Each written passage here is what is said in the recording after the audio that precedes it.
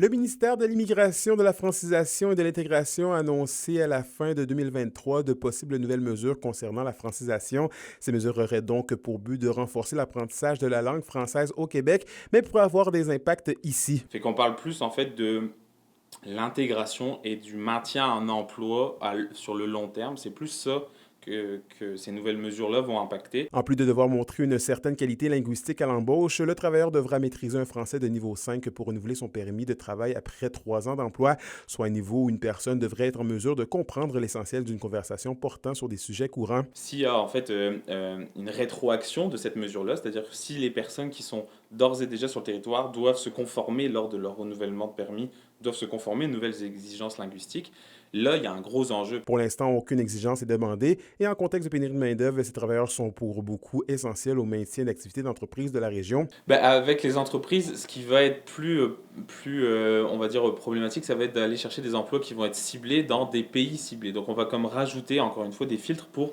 faire sûr d'avoir des profils qui vont correspondre, oui, aux besoins des entreprises, oui, à notre capacité d'accueil, oui, aussi à nos valeurs qui sont proches, mais là, on va rajouter la langue. Est-ce la fin des missions du CLD dans les pays non francophones? Pour l'instant, non, selon le Conseil de développement des entreprises au CLD de Rouyn-Noranda, mais il serait toutefois contradictoire selon lui que Québec continue d'encourager ce type de mission si le gouvernement venait à appliquer ces mesures.